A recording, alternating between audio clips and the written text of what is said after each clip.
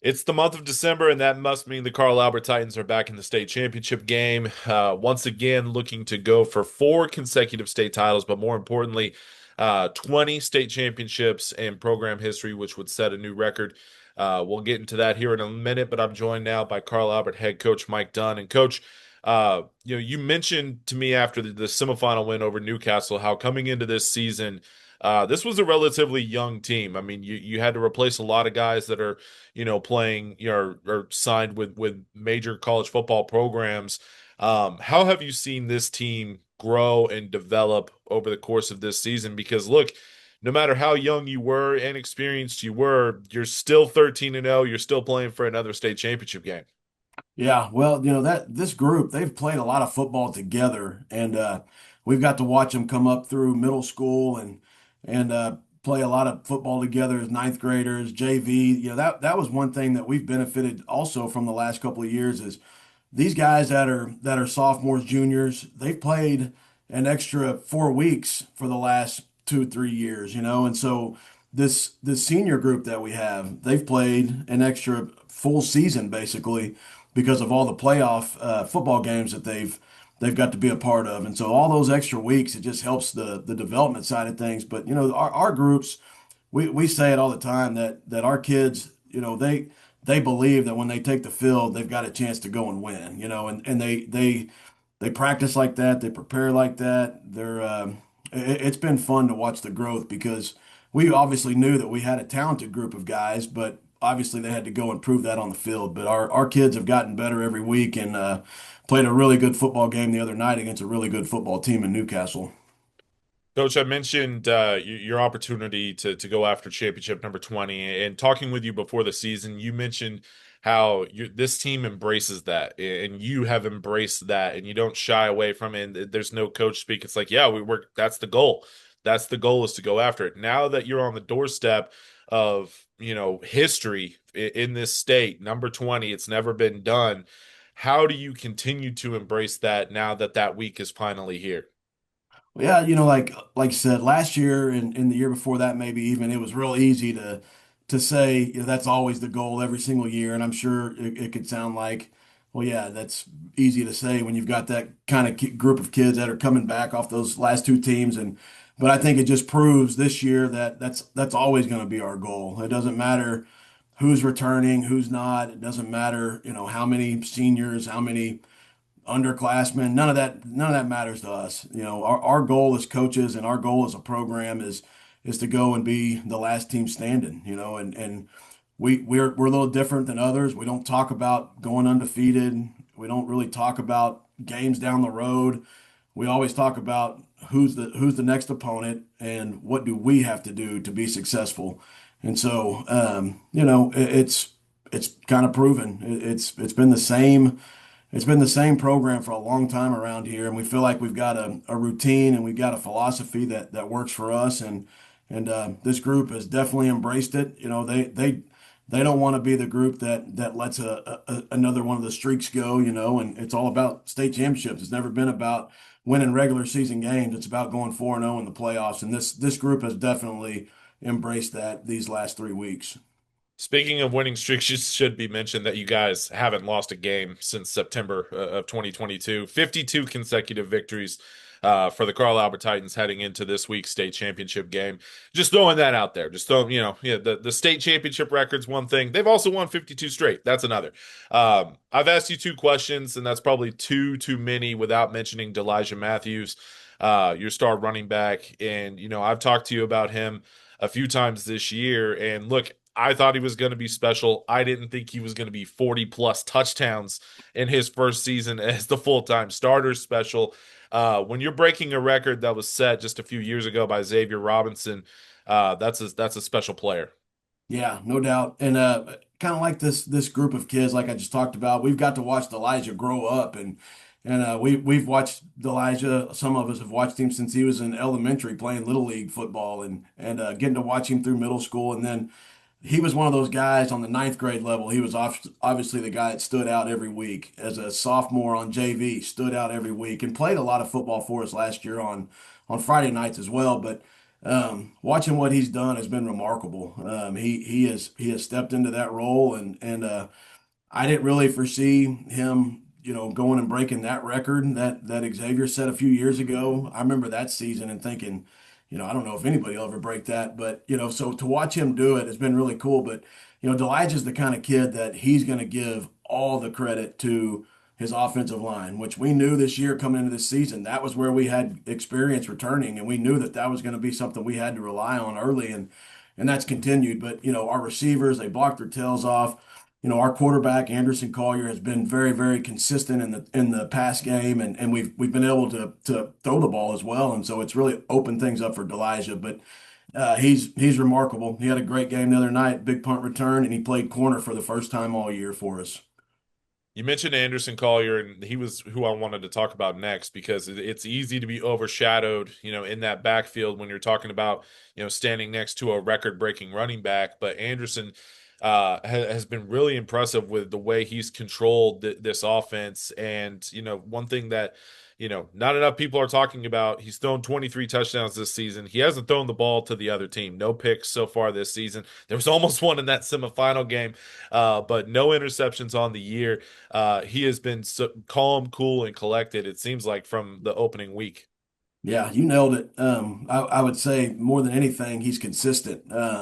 He's a guy that we know what we can expect day in, day out. He's been a really good leader, but he's just really been just a steady presence for us. I was doing our goal board that we do every single week, and 13 games, we've hit our goal of having 60% pass completion. That's one of our offensive goals. We've hit it 11 of the 13 games, and I think he's close to 69% passing completion percentage. Like you said, he's thrown 23 touchdowns. He's taking care of the ball, which is more than enough for us. We want to. That's one of our main goals is to make sure that we win the turnover battle every week and take care of the ball. And Anderson, he takes that personal, but he's, especially these last 5, 6 games. If you go back and look at his numbers over the last 5 or 6 games, it's been really, really impressive. He'll be in. Just like Elijah, there'll be some of those records that he'll already be on some of those lists for single seasons because he's had that kind of year. We talked a lot about the offense, flipping sides to the defensive side. And last year, obviously, the Carl Albert defense of 2024, the best in program history, one of the best in recent memory in Oklahoma high school football in general. Coming into this season, you knew that, there are going to be some new faces, especially at linebacker in the secondary, things like that. But you knew you had basically your entire defensive line back, led by LeBron Royal, who had a really special junior season. He's had a terrific senior campaign as well. He's just one of those guys that is a difference maker on the line of scrimmage. How have you seen, that side of the ball develop, starting on the defensive line and trickling back into the other parts of this defense? Yeah, well, like I said, starting with the defensive line, and we knew that's where it was going to start this year. And that's really football is still football. It starts up front, both sides. But, our defensive line, LeBron Royal, Joe Thomas, that bookend there on the ends, and then our two guys in the middle there with Kathan Perucci and Nick Hill. Thomas Welch is another guy that's playing a lot of good football for us in the middle, kind of our third guy, defensive tackle. But all four of those guys have had the seasons that we thought that they would have. And they've really led the charge up front and been really good week in, week out. And then it allowed time for our back end guys because we had to break in, 7 new starters on the back end. And our three linebackers have done a great job. Austin Johnson, Bo Davis, and Darion Thomas have done a great job for us. Really good run support guys, great in the pass game, just steady presences as well. And then in the back end, Jake Farley, we talked about records. Jake Farley is right there. He's an interception away from tying the single season interception record. Jackson Webster is a kid on both sides of the ball that has really taken it to another level the last 5, 6 weeks. Receiver and safety for us, and then Dustin Anderson, Marquise Evans, Boston Holland. Elijah played some corner for us, and then this last week, our defensive player of the week, we were down 2 corners. And Latrell Traylor is a junior, hasn't really played a whole lot of Friday night football for us just yet. And the other night he stepped up big time, and we're that kind of program. It's all about the next man up, and and making sure guys are ready. And we try to prepare them all. And Latrell Traylor was definitely an example of that the other night.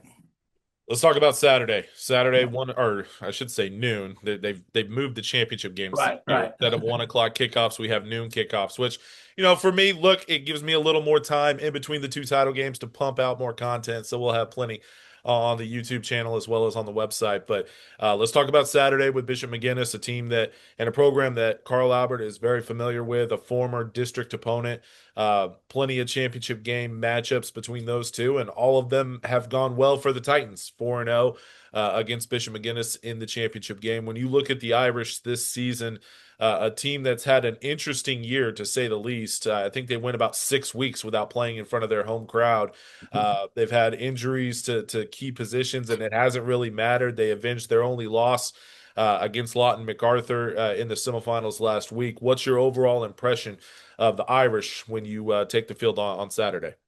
Yeah, well, the Irish have gotten better and better and better every single week, and they're a program that there's a lot of similarities with us and them. They're definitely the kind that's it's next man up, and it doesn't matter who's out there. They're going to be well coached. They're going to play hard. They've got a great defensive culture over there. They've got a great offensive culture. They've got a really good coaching staff. It's a team, like I said, we know them, but they also know us very well. It's a lot like our rivalry with Guthrie. It was always us three. It was always Carl Albert, Guthrie, and Bishop McGuinness, and they went to that other district, and so we haven't played the last couple of years. But I was talking with Coach Stringer the other day, and it just feels right that Carl Albert and Bishop McGuinness are back in the 5A state championship against each other. But they're a well-coached football team. Got really good players, really big both sides on the offensive line, defensive line. They can beat you running the ball. They can beat you throwing the ball. And defensively, like I said, they've got a great defensive culture. Always have. That's something as coaches that we look for on film is how hard do they play on defense, and how many guys are near the ball when the whistle blows, and they've definitely got a defensive culture about them. And then finally, we're wrapping up all these conversations with one simple question. It's simple to ask, it's not simple to answer, maybe, but what's going to be the biggest key to getting a win on Saturday afternoon in Edmond and bringing home state championship number 20 to Post Yeah. Road? Yeah, well, I mean, it's for us, and it probably is cliche, but I think it stands the test of time. But you've got to take care of the ball first and foremost. It's You just go look at percentages. Whoever does usually is who comes out, with the victory. But take care of the ball, play physical, and make sure at the end of the day that you're executing assignments. And that's something I think that both teams have probably done really well all year long, and I know they'll be thinking the same thing. But that's this time of year. You better be able to do those things in the playoffs in Oklahoma in November and December. Or you're going to have long days. In a 5 year stretch from 2016 to 2020, Carl Albert and Bishop McGuinness met in the state title game 4 times. Like I mentioned earlier, the Titans 4-0 during that run. After a few years of not playing, they will face off once again on Saturday at noon kickoff for all the state championship games this week. They'll do noon and 7 p.m. Coach, thanks so much for your time, and congrats on making it back to the title game, and looking forward to seeing you in Edmond. Yeah, absolutely. Thank you for having me on, Mike. That's Carl Albert head coach Mike Dunn joining us here. This has been another coaches conversation. Again, we'll have Coach Springer from Bishop McGuinness to talk about Irish football as well. You can check out all of our coaches conversations with every single head coach in each championship game, not only in 5A, 6A1, 6A2. We'll have them all right here on the YouTube channel. Of course, we'll have plenty of state championship coverage throughout from Thursday on to Saturday night near midnight once the 6A1 state title wraps up. So for Coach Dunn, I'm Michael Knight. This has been another edition of the Coaches Conversations here on our Prep Red Zone Oklahoma YouTube channel.